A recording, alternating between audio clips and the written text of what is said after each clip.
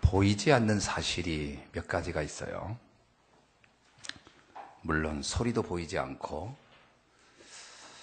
또 음파도 보이지 않지만 영적인 분야에 보이지 않는 사실이 몇 가지가 있습니다. 대표적인 것은 하나님이 안 보이죠.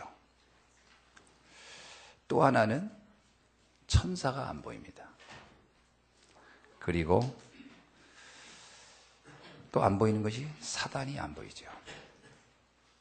그런데 이 보이지 않는 존재 외에 보이는 존재 중에 영적인 존재가 있습니다. 그게 바로 사람입니다. 사람만 유일하게 영적인 존재인데 보이는 존재예요. 영적 존재 중에 하나님, 마귀 또는 천사가 타락해서 마귀 되니까요. 이건 영적 존재인데 안 보이죠. 그러나 인간은 유일하게 영적 존재인데 보여요. 영적 존재이기 때문에 영적 문제가 있는 겁니다. 우리가 육신을 가지고 있고 또 정신을 가지고 있어요. 또 거기에 영혼도 가지고 있어요. 영적인 것도 가지고. 그러니까 육체를 있으니까 육체적인 문제도 있습니다. 당연히 육체의 문제니까 건강한 육체도 있고 병든 육체가 있듯이 정신도 건강한 정신이고 병든 정신이 있죠. 그러니까 정신적인 문제에 빠지기도 하고 그러죠. 근데 이보다 더 중요한 게 뭐냐면 영적 문제입니다. 인간에게만 영적 문제가 있어요. 다른 동물은 영적 문제가 없습니다. 아무리 우리가 그 반려동물로 이쁘게 키우고 하는 동물들이 있지만 그 동물들이 영적 문제는 없어요. 인간에게만 영적 문제가 있다. 근데 이 문제는 아주 오래전부터 온 문제예요. 창세기 1장 2절에 뭐라고 얘기했냐면 혼돈, 공허, 흑암이 왔다. 이 땅에. 다시 말하면 혼돈, 공허, 흑암이라는 것이 이 땅에 이미 있었다라는데 그 혼돈, 공허, 흑암의 실체가 뭐냐? 요한계시록 12장에 있는 말씀이에요. 그 실체가 사단이라고 하는 겁니다. 이 사단이 인간이 가지고 있는 영적 문제의 모든 배후의 실체다. 그래서 영적 문제를 가진 인간은 치명적으로요. 로마서 3장 23절에 뭐라고 얘기하냐? 모든 사람은 죄인이다. 이렇게 얘기합니다.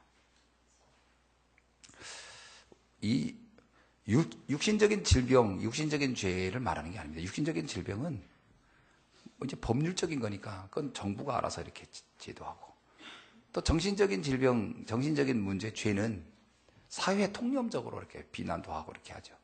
그런데 영적인 죄는 알 수가 없어요. 그런데 이게 가장 문제가 있다라는 거예요. 그리고 영적 문제는 무엇을 말하는 거냐? 창세기 3장에 보니까 하나님을 떠난 문제다 이렇게 얘기합니다. 그러니까 영적 문제, 우리 인간에게 가장 치명적인 문제는 하나님을 떠난 문제다. 이걸 설명하기 위해서 마치 어린아이가 그 엄마의 젖을 먹어야 되고 엄마의 보호를 받아야 할 아이가 태어나자마자 부모 품을 떠났다면 어떻게 되겠냐 이렇게 비유는 하지만 실제 그 비유도 그렇게 적합한 건 아닙니다. 진짜 비유를 말한다면 마치 물속에 살아야 할 물고기가 물 밖에 나와 있는 것과 크게 다르지 않을 것이다. 하나님과 함께 할 인간인데 하나님이 떠났다는 거예요. 자, 그것을 성경은 죄라고 하는 겁니다.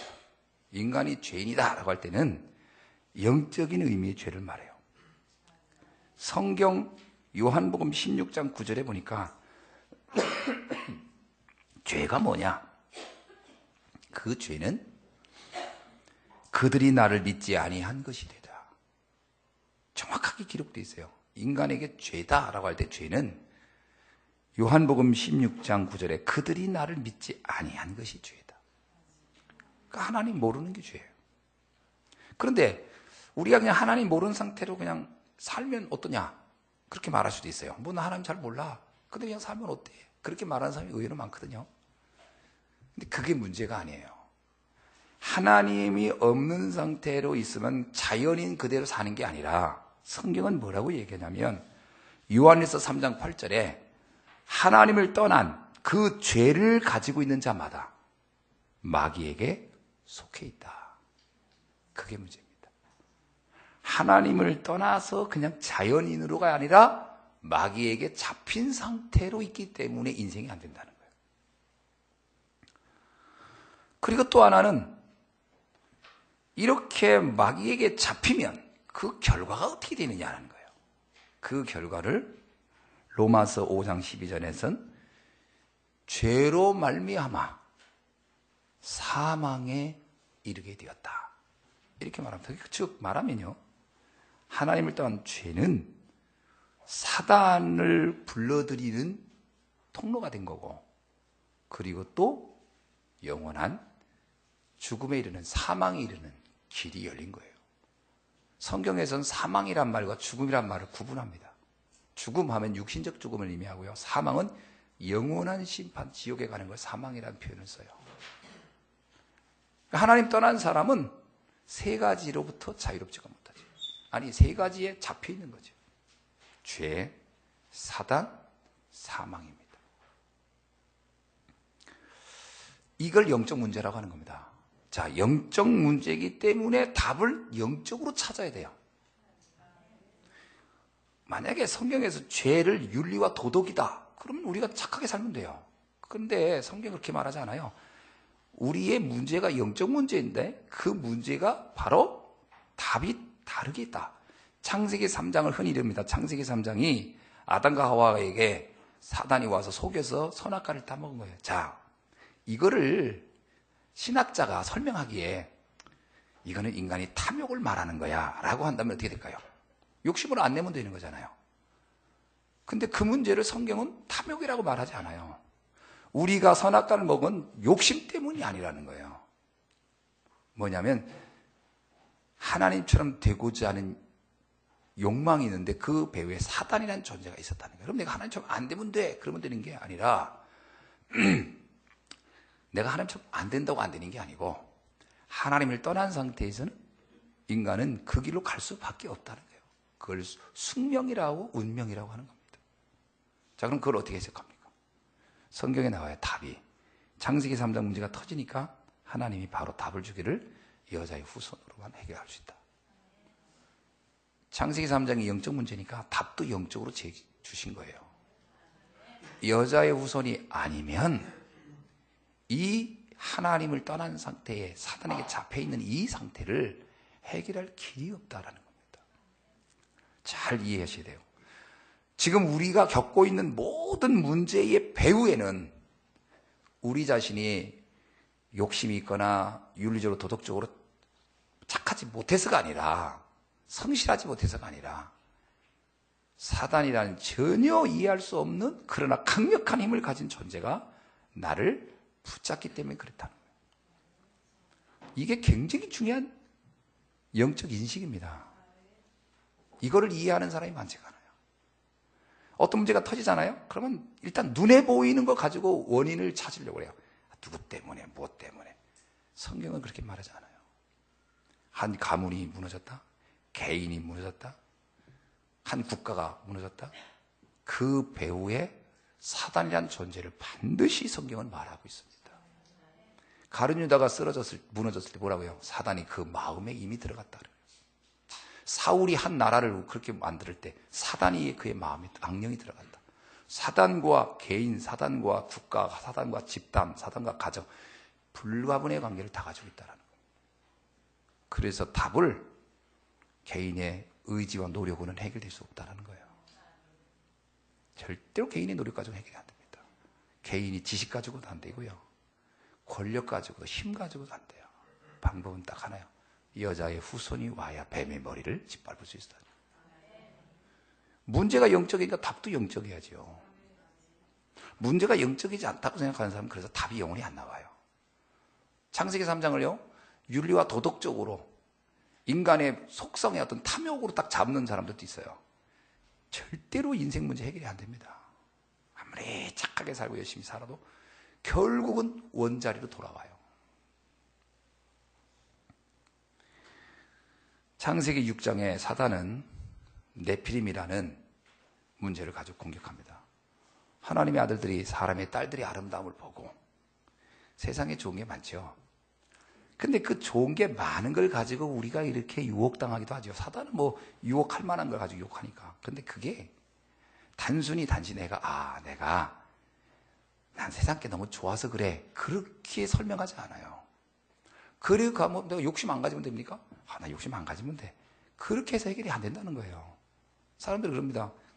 내가 겸손하고 이렇게 아주 청빈하게, 또는 뭐 욕심 안 피고 산다. 안 그렇습니다.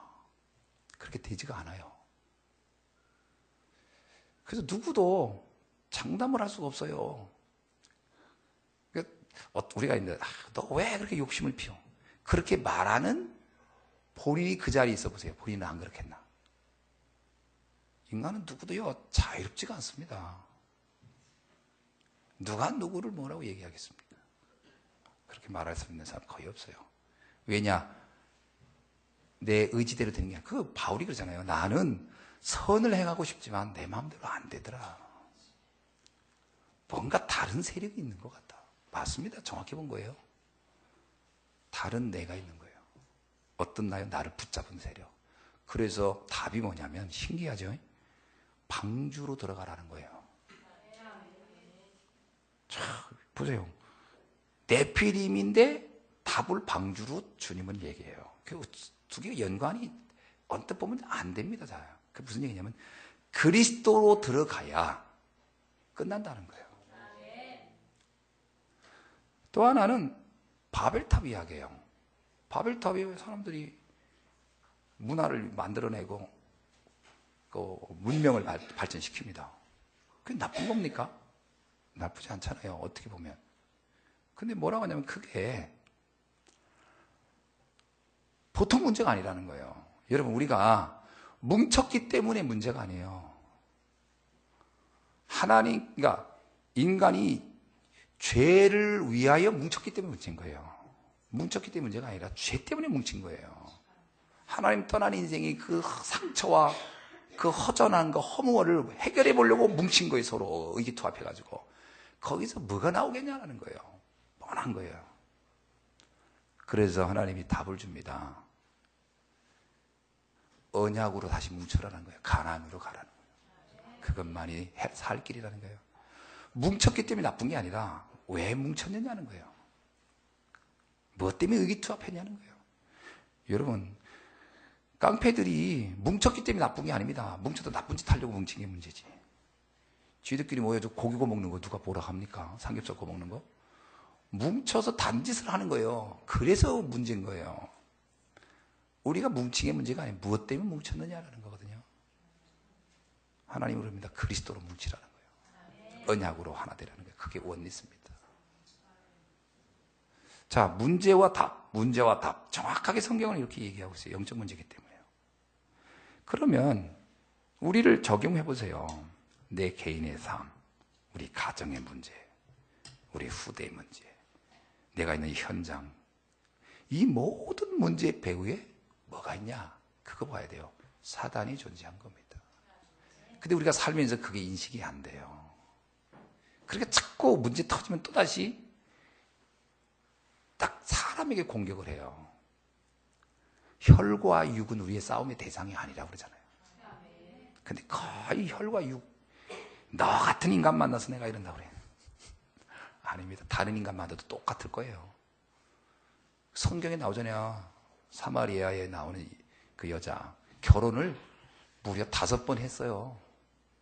5번 했는데 행복하지가 않은 거예요. 그러니까 뭐냐면, 이 여자는 불행을 사람 잘못 만나서 그런 줄 알았어요. 아닙니다. 50번 만나도 그 여자 인생은 안 바뀔 거예요. 왜? 그 배우에 다른 존재가 있음을 몰랐기 때문에.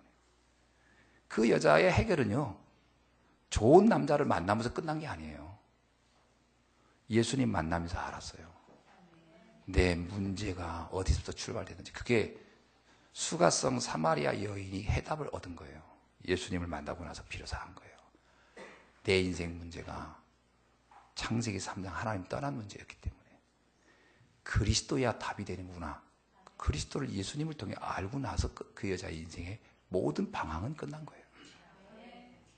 문제를 잘 봐야 됩니다. 그리고 답을 잘 봐야 돼요. 이거를 수도 없이 듣는데도 안 돼요. 왜 안 될까요? 사단도 수도 없이 얘기를 또 할 거니까. 메시지 이렇게 듣고 문 열고 딱 나가면 사단은 또 기다리고 있습니다. 오늘 아침에 그래서요. 사본을 우리도 하지? 마귀도 한다.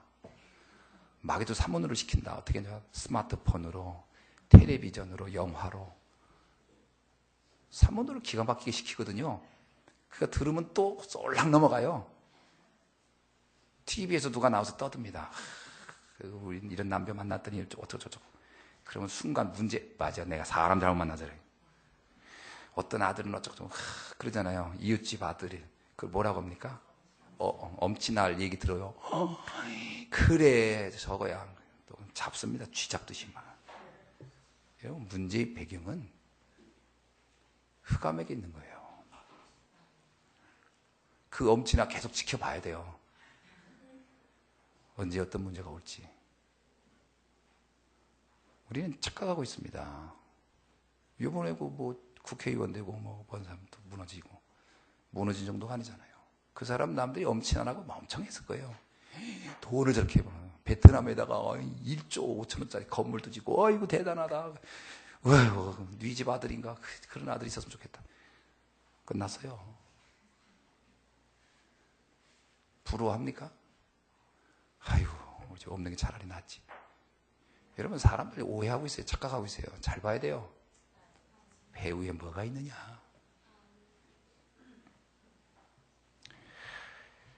이것은 거의 비밀입니다. 영적 문제와 영적 답은 비밀이에요. 성경에 이건 비밀로 돼 있다 그래요.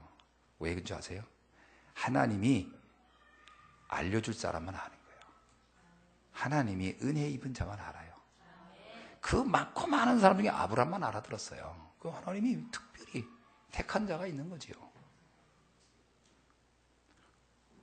그래서 성경 골로새서 1장 26절에 뭐라 하냐면 이 비밀은 만세와 만대로부터 감춰졌던 것인데 이제는 그의 성도들에게 나타났고. 여러분이 이 지금 제가 드리는 말씀이 이해되면 하나님은 여러분을 창세전에 만세전에 이미 그거를 준비했다가 오늘 알려주신 줄로 믿습니다.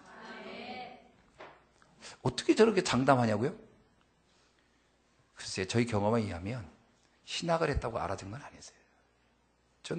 저도 어려서부터 교회 다녔고, 제가 신학도 했고, 뭐, 다 했죠. 교회도 여기저기 다니면서 했는데, 이 세계만 모르겠더라고요. 희한하죠. 모르겠어요. 영적인 게 도대체 뭔지. 영적이라는 단어는 많이 쓰는데, 그게 이해가 안 됐어요. 근데 어느 날, 하나님의 은혜죠. 알게 되겠더라고요. 아, 저런 거구나. 그게 하나님이 나를 성도들에게 나타났다 할 때 교인에게 나타났다가 아닙니다. 하나님의 은혜 입은 하나님의 구원받을 자녀에게 나타난 거예요. 교회 다닌다고 하는 게 아니에요. 교회를 20년, 30년 다녀도요. 영적으로 캄캄한 사람은 너무 많아요. 어저께 어떤 목사님이 농담 비슷하게 하더라고. 이거 농담이에요, 농담. 이게 약간 그 빈정거리는 말이지. 신천지가 말하는 14만 4천이 맞을지도 몰라.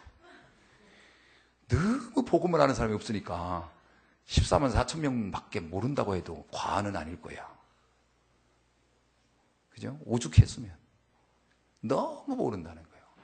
오직 복음한 것 같은데 얘기 한참 하다 보니까 이건 아니더라는 거예요. 자기 복음이 자기가 만들어 놓은 어떤 그런 경우 너무 많다는 거예요. 문제만 터지면 다시 옛날로 샥 돌아가고, 문제만 터지면 사람으로 돌아가고, 문제만 터지면 환경으로 돌아가고, 영적인 부분으로 그걸 보는 사람이 거의 찾아보기 힘들다. 그렇게 얘기하더라고요, 목사님이. 참 얼마나 각인이 심한지. 그가 또 갈등하고 또 시험 들고 또. 우리가요, 마귀 때문에 시험 드는 사람 별로 없어. 사람 때문에 시험 들지. 여러분 잘 보시길 바랍니다. 속지 않기를 주님 축원합니다. 속지 말아야 돼요. 골로새서 1장 27절에 뭐라고 하냐? 이 비밀은 너희 안에 계신 그리스도니 곧 영광의 소망이니라.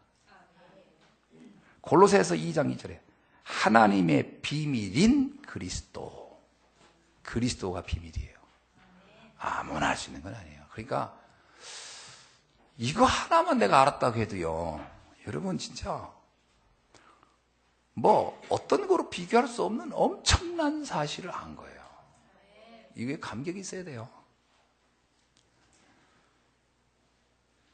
마태복음 13장 17절에 예수님이 뭐라고 합니까? 이렇게 많은 선지자들과 많은 의인들이 알고자 했으나 너희들이 그것을 그들은 알지 못했다.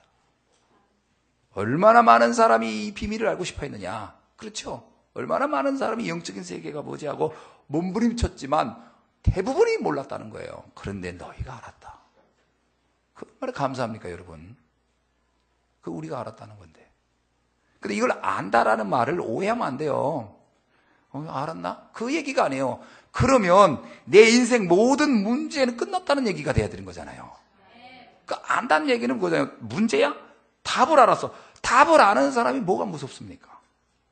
이번에 시험 보러 가는 사람이, 우리 관영이, 이번에 이제, 예를 들읍시다. 내가 공무원 시험을 보러 가. 근데 100문제가 나온다면서, 100문제를 내가 진짜 누가 알려줘가지고, 그런 일이 없겠지만, 생각지 않게 답을 다 알아버렸어. 싹 다 안 거야. 기가 막히게. 시험 보러 갈 때 무서워요? 안 무서워요? 이 문제 빨리 와라. 그렇지.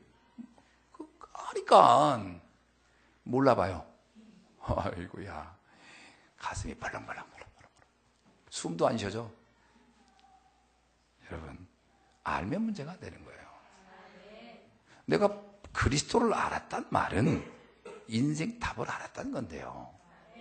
근데 말은 그렇게 해놓고 문제 터지면 난리치는 거라 이제 가슴 벌렁벌렁. 그럼 답을 안 거예요? 모른 거예요? 한번 물어봅시다. 그럼 안 거예요? 모른 거예요? 설하는 거예요? 희미하게 한 거예요? 모른 거지. 알면 그럴 리가 없잖아요. 모른 거지. 그러면 진짜 믿음은요. 믿음은 이전에 예수님이 그랬잖아요. 믿을 때 하나님의 영광을 보리라. 정말 믿어보세요. 내가 가끔 이렇게 약간 비꼬 사는 얘기지. 지금까지 그렇게 살아왔으면 이제 그 방법 내려놓고 이 방법 한번 택해보세요. 하고 하는 얘기가 믿어보라는 거예요. 지금까지 내 방법대로 했는데 이 정도밖에 안 됐으면 그 방법을 더 고소해봐야 뻔하잖아. 그렇죠? 인생을 지금 내가 살아왔어요. 근데 그 방법을 산 게 지금까지 요 정도 모습이야. 근데 그 방법을 그렇게 포기를 못하고 있단 말이에요, 사람들이. 별것도 아니었는데. 너무 과합니까, 표현이? 방법을 바꿔보세요. 바꿔보세요. 정말 그 다음에 어떤 인생이 올까? 근데 그거를 그래, 바꿔보기는 해야 되는데 바꿔는 봐야 되는데 그리고 절대 안 움직이는 거라. 왜? 각인돼서. 뭐가 각인돼? 옛날 거에 대한 너무 각인돼서. 이상하게 옛날 게 다 실패했는데도 그걸 또 붙잡고 있어요. 그거 뭐하고 똑같냐면 음식 뭐 장사라든 사업을 하든 옛날 실패했는데 그 방법 그대로 또 하는 사람이 있더라고. 그대로. 그러면 되겠어요? 안 되지. 안 된 걸 가서 또 하는데. 거의 그 방법을 또 하면서 또 안 되면 또. 그러니까 뭐냐면 실패를 여러 번 반복하더라고. 멀리서 찾을 것도 없어. 우리 가까운 친척 중에 있어요. 그 하는 거 보면, 아이고, 지난번 저래서 안 됐어. 근데 그 다음에 또 하는 거 보면 또 똑같이 하고 있어. 그러면 안 돼. 그 방법을 바꿔야지, 완전히. 내 인생의 방법을요, 지금까지 내 방법대로 했으면 하나님의 방법으로 확 틀어야 돼요. 예를 들면 맨날 이 사람 저 사람 붙잡아 다니고 전화하고 해봐야 해본 게 별거 없다면 이제는 사람한테 이제 그만하고 하나님 앞에 막 기도하고 해보세요.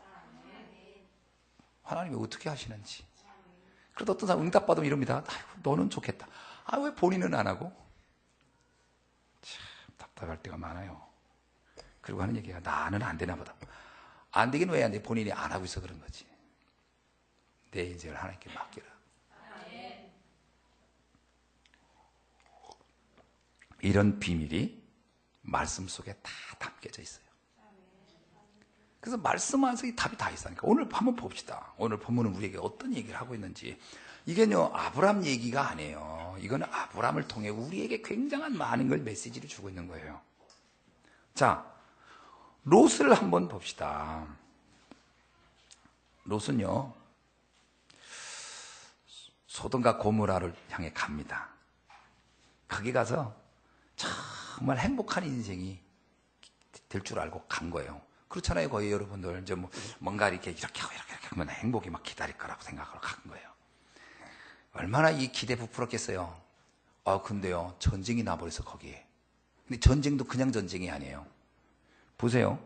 14장 1절에 보니까 당시에 시날 왕 아무라벨, 엘리사르 왕 아리오, 엘람 왕 그돌라오메, 뭐 이름도 잘 안 돼요. 고임 왕 디다. 이런 얘기는 쭉 뭐냐면 9개 왕국이 전쟁에 들어가 버린 거예요. 9개 왕국이. 그 얘기는 뭐냐면요, 이 롯이 도망갈 데가 없어. 한 곳에 전쟁이 일어나 저쪽으로 도망가지. 이건 그 지역에 다 전쟁이 나버렸으니까. 세계 1, 2차 대전이 일어나 보세요. 어디로 도망갈 데가 있나? 이 롯은 도망갈 데가 없어져 버린 거예요. 그게 인생이에요. 어느 날 사단이 공격해 오면 피할 길이 없어. 피할 길이 없어. 열로도 절로도. 아무도 나를 도울 자도 없어요. 롯이 막막해버린 거예요. 그래서 롯이 어떻게냐? 그냥 그 전쟁에서 그는 도저히 피할 길이 없어서 그냥 재산 다 잃고 포로로 끌려가 버린 거예요. 이게 사단이 장악한 세상의 모습을 얘기한 겁니다. 어느 날. 그죠? 롯이 가자마자 전쟁 난 게 아니에요. 어느 날. 갑자기 재앙이 몰아친 거예요. 피할 길 없이. 자, 이런 상황에서 롯은 아무것도 할 수 없었어요. 롯의 길에 다 무너졌어요. 근데 이때 하나님이 누구를 준비했냐? 아브라함을 준비하고 있었어요. 여러분, 복음의 진가는 이때 나타나는 거예요. 아브라함이 허벌판 바라보고 있고 언약 하나 잡고 있을 때 그게 어쩌면 롯이 더 대단해 보였겠지. 아브라함의 삶이 별게 아니야. 근데요, 결정적인 날이 왔을 때 그때 복음의 위력이 나타나기 시작하는 거예요. 여러분, 교회 아니야. 열심히 공부하고 그래야지. 그렇습니다. 그렇게 하십시오. 어느 날 복음의 위력을 볼 날이 없을 겁니다. 그거 준비 안 시켜놓으면 다 성공하고 무너지는 거예요. 그거 신경이 써놔야 돼요. 아브라함이 이 전쟁이 일어나기 전에는 아브라함이 그 진가가 안 보였어요. 재앙이 덮치니까 언약 안에 있던 아브라함의 진가가 드러나기 시작합니다. 롯은 속수무책이에요. 여러분, 지금 여러분이 복음 안에 있다는 게 지금은 표가 안 날 수도 있어요. 위기가 다가와 보세요. 얼마나 놀라운 힘을 발휘하는지. 우리 렘넌트들에게 복음 심어 놓으세요. 아무 문제 없을 때는 아무 문제 없을 거예요. 그럼 어느 날 문제가 왔을 때 그게 얼마나 엄청난 힘이 되는지 그때 진가가 나오는 거예요. 쫙. 절대로 무너지지 않습니다. 여러분, 이번에 저기 자살한 그분이죠. 송환종 씨. 그 사람이 진짜 복음 알았다면, 그 주변에 누군가 진짜 복음 아는 사람이 있었다면 그 인생이 그렇게 허무하게 무너졌겠는가? 그 문제가 오기 전까지만 해도 사람들은 그 사람 부러워했을 겁니다. 여러분, 복음 아는 사람이 있었으면 그 사람은 그렇게 쉽게 안 무너졌을 거예요. 복음의 진가가 언제 나타나느냐? 많은 사람들이 이걸 이해를 잘 못해요. 아브라함은 하나님께서요, 이 재앙을 막기 위하여 준비시켰던 겁니다. 자, 그러니까 신기하게도요, 이 아브라함에게 무슨 말씀이 12장에 보면요. 너는 복의 근원이라. 모든 족속이 너로 말미암아 복을 얻으리라. 굉장한 말씀을 잡았어요. 그 말이 아브라함이 처음에는 뭔 말인지 이해 안 됐을 겁니다. 너로 인하여 모든 사람이 복을 받으리라. 근데 전쟁이 나고 나니까 아브라함이 이거였구나. 그가 전쟁터를 향해 가랍니다. 근데 신기하게요. 아브라함이 이 전쟁이 일어나기 전에 어떤 일이 있느냐. 13장 보면요. 그가 마므레 상수리 나무 밑에라고 해서 마므레는 것은 지역을 의미하고요. 그 지역의 큰 세력을 얘기하는 겁니다. 그 마므레라는 지역과 에스골이라는 것과 그리고 아넬이라는 이 세 세력이 아브라함과 동맹을 맺어요. 그 아브라함은 거기서 그냥 사는 것뿐인데 동맹을 맺게 된 거예요. 만남의 축복. 하나님이 이렇게 준비를 탁탁 시켜놓은 거예요. 여러분 언약 속에 있다 보면 이런 만남 저런 만남이 생깁니다. 그 만남이 어느 날 큰 힘이 될 것입니다. 하나님이 이렇게 만남을 딱 예비해 놓은 거예요. 자, 그러더니 드디어 이 아브라함이 하나님 앞에 쓰임을 받는 사람으로 딱 이제 올라갑니다. 하나님이 아브라함을 쓴 기준이 뭘까요? 어떤 사람을 썼을까요? 아브라함이 과거에 조카 롯과 그런 결별과 하는 영적 결단을 하지 않았으면 아브라함을 하나님이 쓰기가 어려울 거예요. 아브라함 보고 야 가라. 거기 가봐라. 그들을 도와라. 그러면 아브라함이 그랬을 거예요. 이 지금 사는 것도 힘든데 언제 거기 가서 전쟁까지 갑니까? 이러고 안 갔을 거예요. 근데 아브라함 그때 이미 내 인생의 주인은 내가 아니고 하나님이시다. 딱 결론 낸 거예요. 여러분 하나님이 쓰기 합당한 그릇이라는 건 뭡니까? 성경에 보면 디모데후서 2장 20절로 21절에 보면 그릇에 대한 비유가 나오는데 어느 집에는 금그릇도 있고 은그릇도 있고 뭐 질그릇도 있고 막 얘기가 있어요. 그런데 그 그릇은 그 그릇의 그 재료, 그 그릇이 금그릇이면 쓰고 은그릇 안 쓰고 이런 게 아니고 깨끗이 준비된 그릇은 쓴다 이렇게 나와요. 깨끗이 준비되어야 귀하게 쓴다라 나오거든요. 그게 무슨 얘기 같습니까? 깨끗이 준비된다. 이 깨끗하다는 얘기는 윤리적 도덕적인 의미의 깨끗함이 아닙니다. 그 그릇에 다른 게 담아있지 않다라는 얘기예요. 그래서 성경은 이렇게 표현합니다. 고린도후서 4장 7절에 질그릇 속에 담긴 보배. 그 그릇의 가치는 그 안에 뭐가 있느냐에 따라서 가치가 바뀌는 건데 내 안에 그리스도를 주인으로 삼으면 그분은 나를 쓰신다는 거예요. 우리의 그릇은요. 나의 생각을 내려놓아야 하나님 나를 쓰십니다. 내 생각이 강한 사람은 하나님이 못 쓰셔요. 아브라함이 롯을 떠나보내면서 자기 생각을 내려놓은 거예요. 그게 하나님이 아브라함을 쓸 수가 있었던 거예요. 우리 그릇은 거기 있는 겁니다. 사람은 다 달란트가 다 다르기 때문에 다 적재적소에 다 쓰게 돼 있어요. 꼭 그릇이 커야 귀하냐. 그릇, 근거, 양푼이 같은 거요. 크기만 하지 볼 때 쓸 거 없어요. 근데 진짜 귀한 집 가보세요. 많은 거 하나도 막 귀한 자리를 탁 차지하고 이제 그릇은 크기는 중요하지 않아요. 밀하게 말하면 그 안에 무엇가 담기느냐. 그렇잖아요. 그러니까 잘 이해를 하셔야 됩니다. 내가 하나님이 쓰기에 합당하게 나를 비워놔라. 근데 나를 그냥 비기만 하는 것은 불교입니다. 아니에요. 그리스도로 채우는 겁니다. 주인을 바꾸라. 나의 주인을 바꾸라. 그리 하나님이 쓰시니까 아브라함은 아브라함이 주인이 아니고 이제 하나님이 주인이 된 거예요. 그래서 하나님이 아브라함의 지시라면 아브라함 즉시 움직이는 거예요. 왜? 주인의 명예에 움직이니까요. 자, 그에게 하나님은 재앙을 막을 수 있는 축복을 주십니다. 세계 모임과 동맹하게 하죠. 그래서 13장에 보면요. 나와의 아므레, 에스골, 아넬 형제들과 아브라함이 동맹을 하였다. 그리고 14절에 보니까 318명의 가병을 주셨어요. 이야, 정말 기가 막힌 일이에요. 어떻게 생을 건 제자들이 또 붙었습니다. 아브라함은 진짜요. 하나님 앞에 방향을 맞춘 것 뿐인데 그 아브라함에게 생을 건 사람이 또 붙어요. 누가 제자를 붙느냐? 진짜 하나님 앞에 내 인생을 걸어야 하나님이 생을 건 제자들을 붙여주는 줄 믿습니다. 그게 아브라함에겐 그런 사람이에요. 그러니까 롯은요.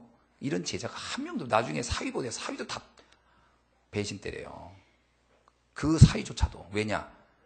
롯이 신앙은 알았는데 이런 주인이 하나 안 바뀌었고 결단이 하나도 안 돼 있어요. 그러니까 가장 가까운 가족도 원리스가 안 되는 거예요. 아브라함 결론 딱 내니까 생을 건 사람들이 확 붙어버리잖아요. 이게 하나님이 주신 축복의 비밀입니다, 여러분. 여러분이 결단하는 것만큼 하나님은 채워주는 줄 믿습니다. 자, 그래서 그는 전쟁 속에 포로가 된 롯을 구하러 가요. 가서 롯을 구하고 재물도 찾아주고 다 합니다. 아브라함 한 사람으로 시대의 재앙을 막은 겁니다. 오늘 하나님은 우리를 이 시대의 재앙을 막을 사람으로 여러분을 부르신 줄 믿습니다. 여러분 하나만 정확하게 보고만 있으면요, 여러분 때문에 여러분 가문에, 여러분의 환경에, 주변의 모든 재앙이 끝나게 될 줄 믿습니다. 그러니까 아브라함 하나가 있었는데 그가 드디어 이 지역의 전쟁을, 포성 소리를 멈추게 하신 거예요. 다 정리를 싸게 버렸어요. 그러니까 이 소돔 왕이 너무 좋은 거예요. 소돔 왕이 이 5왕으로 이렇게 연합군이었고 저쪽 4개 왕이 연합군인데 이 4개 왕이 쳐들어온 거예요, 사실은. 소돔 왕이 그 소돔과 고모라성 이쪽에 있던 사람들이 당한 거예요. 4왕한테. 그래가지고 거기에 있던 같이 살았던 롯까지 그냥 싸잡아서 그냥 끌려간 거예요. 자기는 거기에 가서 산다는 이유만으로. 자, 그런데 이 아브라함이 와서 소돔 왕을 구출해 줬네. 소돔 왕이 너무 좋아한 거예요. 이제 자기 이제 다 죽은 줄 알았더니 딱 생각지 않게 어디선가 그야말로 흑기사가 나타나서 샥샥 전쟁을 다 마무리해 버렸으니까. 그게 이 소돔 왕이요. 이름이 베라야, 베라. 이 베라라는 왕이 너무 간사해서 아브라함한테 가가지고 물품을 막 주면서 막 감사하다고 막 선물을 막 안겨주려고 합니다. 여러분, 진짜 언약 속에 있어야 이렇게 응답의 자리, 축복의 자리, 정복의 자리에 앉게 되는 줄 믿습니다. 요셉이 다 복음 하나 붙잡고 있으니까 그냥 보디발이 막 위하고요. 그 다음에 바로왕이 막 위해주고. 그렇죠? 언약 하나 딱 잡은 것 뿐인데. 다윗 보세요, 다윗. 언약 하나 잡고 가니까 그를 위해 생을 건 사람들이 다 붙잖아요. 여러분이 정말 아브라함처럼 언약을 딱 잡고 간다면. 그거는 성경은 똑같아요. 아브라함만 그런 게 아니라 모든 삶이 다. 다윗 보세요. 그 바울이 딱 언약 잡고 가니까 거기에 로마서 12장 같은 제자들이 또 쫙 붙고 생을 걸고 함께 하잖아요. 여러분이 그런 제자의 만남이 있어지길 주님은 축원합니다. 그 불신자가 보고요, 여러분 정말 어떻게 저런 축복을 받지? 이래야 돼요. 이 베라가 와가지고 막 아브라함한테 막 선물을 막 안겨줍니다. 이게 바로 살리는 자, 재앙을 막는 자의 모습인 줄로 믿습니다.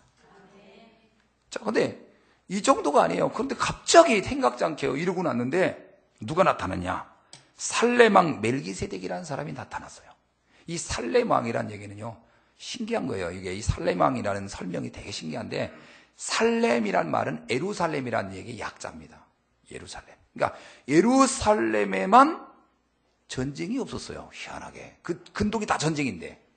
이 살렘왕이 어디서 나타났는지 나타나서 아브라함한테 뭐라고 하냐면 떡과 포도주를 탁 줍니다. 이게 되게 신기하죠?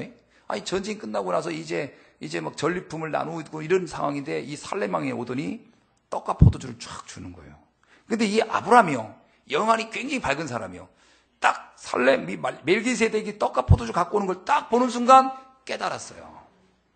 하나님이 나에게 축복을 하시고 재앙을 막게 하고 응답의 자리에, 축복의 자리에, 서밋의 자리에 있게 하는 이유가 이거였구나. 그걸 깨달았어요. 그게 뭔지 아세요? 그게 바로 메시아를 준비하라는 거였구나. 이 살렘왕 멜기세덱이 갖고 떡과 포도주는 성만찬을 상징하는 거거든요. 근데 이 성만찬은 누구를 말하냐? 예수 그리스도의 죽음과 부활이거든요. 이 살렘왕이, 예루살렘의 왕이 와서 아브라함에게 사인을 준 거예요. 네가 이렇게 응답받고, 네가 이렇게 정복을 하고, 네가 이렇게 재앙을 막은 것이 그게 목적이 아니다. 그게 결론이 아니다. 그게 삶의 목적이 아니다.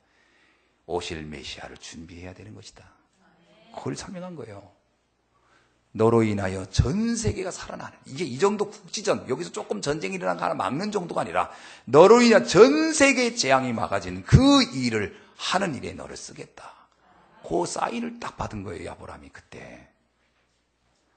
성경 히브리서 한번 봅시다. 여러분, 히브리서 7장 1절로 3절 한번 읽어봅시다. 우리가 뭐라고 써있나? 7장 1절로. 이 멜기세덱이란 말이 뭘 의미하는지가 잘 나와 있어요. 이 멜기세덱은 살렘 왕이여 지극히 높으신 하나님의 제사장이라. 여러 왕을 쳐서 죽이고 돌아오는 아브라함을 만나 복을 빈지라. 아브라함이 모든 것의 10분의 1을 그에게 나누어 주리니 그 이름을 해석하면 먼저 의인의 왕이요 그 다음은 살렘 왕이니 곧 평강의 왕이요 아버지도 없고 어머니도 없고 족보도 없고 시작도 없고 날도 없고 생명의 끝도 없어 하나님의 아들과 닮아서 항상 제사장으로 있느니라. 이 살렘 왕 멜기세덱이 떡과 포도를 가지고 딱 아브라함한테 주니까 아브라함이 이거 왜 나한테 주지? 이거 영안이 어두운 거지. 딱 주니까 안 거예요. 아, 하나님이 나를 통해 하신다는 말이 이 말이구나. 지금 내가 여기서 조카를 구한 정도는 당연한 그건 작은 일에 불과한 거고 진짜 나를 통해 하실 일이 따로 있었구나. 그래서 아브라함은요 이 멜기세덱 앞에 11조를 딱 드리는 겁니다. 왜 11조를 드립니까? 밑도 끝도 없이 그거를 그리스도로 본 거예요. 오실 메시아를 준비하라는 거구나 나보고. 이게 아브라함이 받은 천대의 응답이에요. 여러분, 우리 랩런트들이요 물론 언약 잡고 있으면 성공의 자리 갑니다. 응답의 자리 갈 겁니다. 그러나 그거는 시작에 불과한 거예요. 그게 목적이다? 그러면 착각하고 있는 거예요.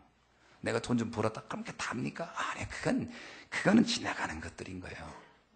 이 아브라함이 318명 됐고 막 재앙을 맞고 막 조카들 구출하고 막 한 겁니다. 사람들이 박수도 치고 잘한다 하는 겁니다. 그러나 그건 아무것도 아닌 거예요. 그 아무것도 아닌 거를 그때서 아브라함이 또 깨달은 거예요. 이게 문제가 아니구나. 그러니까 아브라함이 바로 생각을 그러니까 이 소돔 왕이 물품을 주겠다니까 뭐라고 합니까?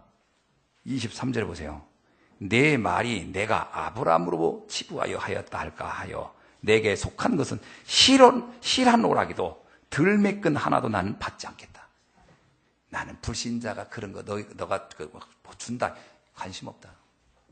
하나님으로 난 족하다. 내가 이룰 하나님의 언약으로 난 족하다. 그러면 된다. 더 이상 세상적인 거 뭐 준다 이런 것들에 관심 없다.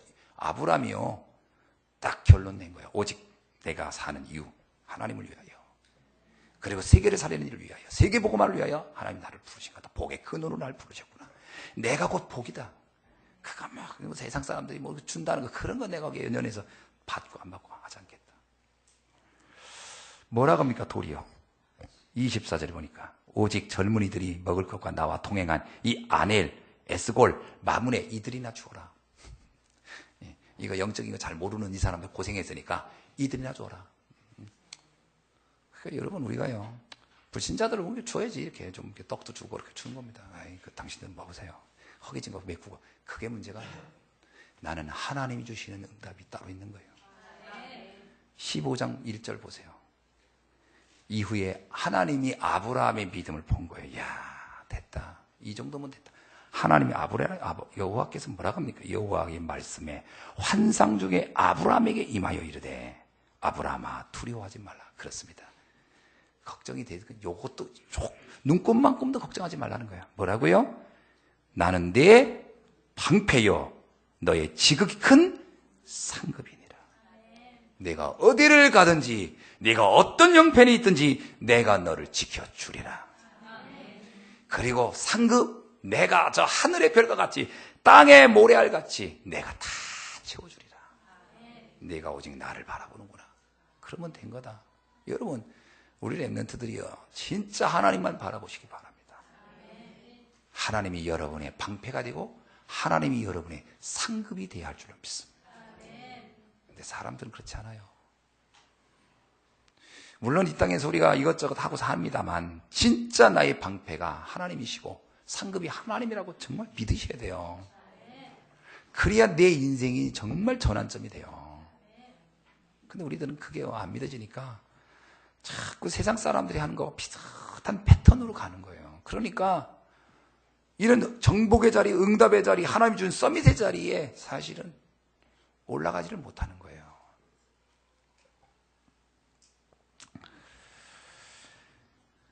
전 아브라함의 이 믿음 고백이 참 멋지다고 봅니다. 마지막에 그 나온 것이 실한 오라기도 들매끈 한 가닥도 나는 받지 않겠다. 여러분, 이런 심정이었으면 좋겠어요. 난 하나님이 주시는 것으로 족하다. 하나님이 나의 상급이다. 하나님이 나의 방패시다. 우리 렘넌트들 걱정이 됩니까?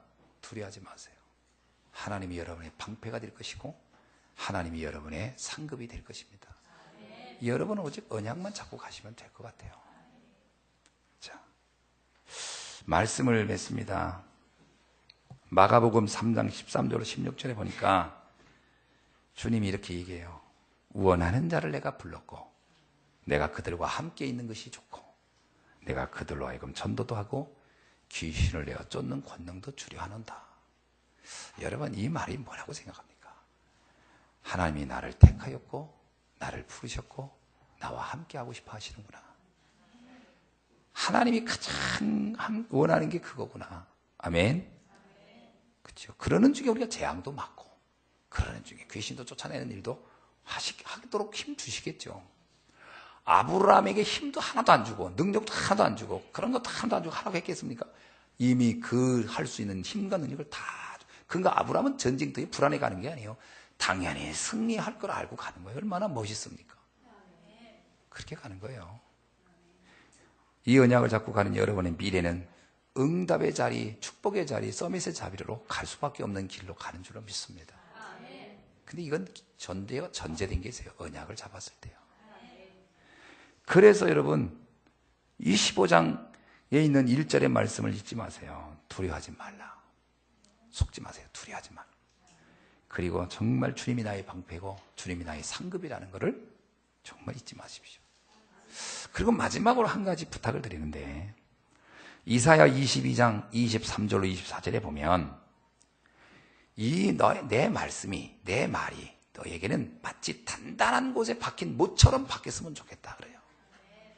여러분, 오늘 주신 하나님의 말씀이 여러분의 단단한 곳에 박힌 못처럼 박혀 있기를 바랍니다.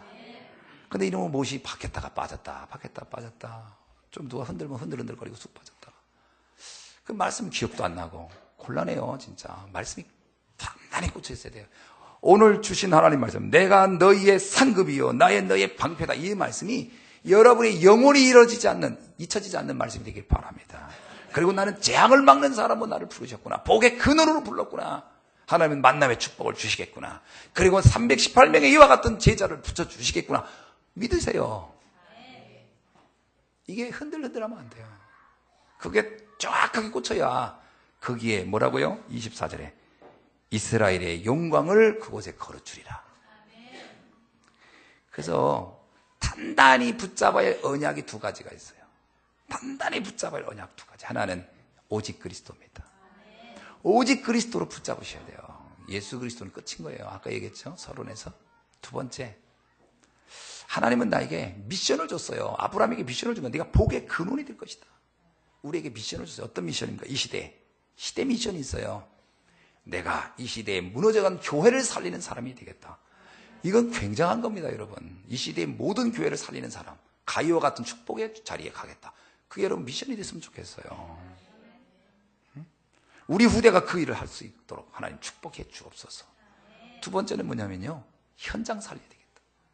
여러분 있는 현장마다 말씀을 통해서 사람들에게 답을 주는 사람이 되겠다. 보세요, 여러분. 아브라함이 답 주는 사람이었거든요. 아브라함이 이렇게 말했을 때 이 소도망이 얼마나 충격받았겠어요. 답 주는 사람이 돼야 돼요. 세 번째, 현장, 세계 살리는 이 일에 미션을 갖길 바랍니다. 그래서 후대 살리세요, 후대. 인재를 키우는 게 답니다, 사실은. 그래서 앞으로 우리 교회가 할 일이 참 많아요. 이걸 우리가 굳게 붙잡고 간다면 하나님은 우리에게 그 못 위에, 그 언약 위에 이스라엘의 영광을 걸어줄 줄로 믿습니다. 시대 재앙을 막는 천년의 응답을 누리는 여러분 되시기를 주의 이름으로 축원합니다. 기도하겠습니다. 하나님 감사합니다. 오늘 주신 말씀을 붙잡고 천년의 응답을 누리게 하옵소서. 예수 그리스도의 이름으로 기도하옵나이다. 아멘.